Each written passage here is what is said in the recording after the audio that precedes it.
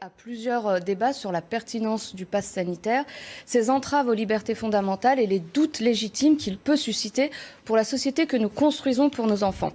Alors bien sûr, à ce stade, il est temporaire jusqu'au 15 novembre a priori. Clap de fin donc prévu à ce moment-là. Mais s'il y a une chose que nous devons retenir de cette crise sanitaire, c'est que les projections ont toujours été fausses et toujours démenties par la vie et par le virus lui-même. Alors qui sait si ce clap de fin du 15 novembre sera effectif ou s'il sera prolongé à cause d'un autre variant, d'un tsunami sanitaire, comme dit le ministre Olivier Véran, toujours en pointe pour souffler sur les braises de la peur. Ce dernier justifiera alors sans sourciller la prolongation de cette disposition que je continue de penser comme liberticide, peut-être jusqu'en mai 2022 par exemple. Et n'oublions pas d'ailleurs que le président de la République Emmanuel Macron lui-même était réservé sur la mise en place d'un pass sanitaire. Je le cite, « Le pass sanitaire ne sera jamais un droit d'accès qui différencie les Français. Il ne saurait être obligatoire pour accéder aux lieux de la vie de tous les jours, comme les restaurants, les théâtres, les cinémas ou pour aller chez des amis. » C'était le 29 avril 2021. Rappelons aussi quand même que nous sommes dans un pays où le ministre de la Santé a eu l'idée d'isoler de force des personnes Covid positives et d'organiser des contrôles de police à leur domicile, et ce jusqu'à minuit, et même d'interdire l'accès à l'hôpital pour des malades non urgents sans passe sanitaire. Mais où sommes-nous? La Chine est-elle devenue un modèle pour nos libertés? Alors, dès le 9 août, lundi, nous serons donc dans un nouveau monde, aux contours étranges, obéissant à une philosophie du surveiller et punir, apparemment acceptée dans un étrange processus d'auto-asservissement. Nous voilà donc dans une nouvelle France, avec des citoyens contrôleurs sanitaires malgré eux, une société à deux vitesses, pleine d'incohérences. Pass sanitaire pour le TGV, mais pas dans les RER bondés. Pass sanitaire dans les restaurants en ville, mais pas dans les restaurants de routiers.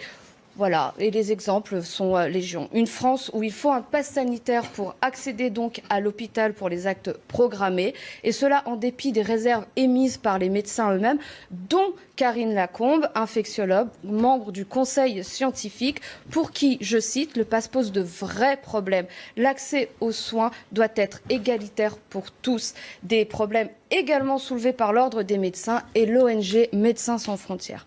Alors la France, héritière de Descartes et de Voltaire, devient donc un pays où il est interdit de penser, de remettre en question, sous peine d'être caricaturé ou amalgamé à des complotistes qui ne croient en rien et se méfient de tout sauf de leurs propres bêtises. Une société où l'opposition, notamment la droite, si prompte à parler de la liberté lorsqu'il s'agit d'économie, est subitement absente, volatilisée.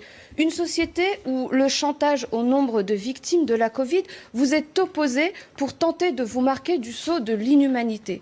Une société qui a toujours bataillé pour l'égalité, mais ne voit plus de problème à créer des inégalités entre les citoyens pour des raisons sanitaires.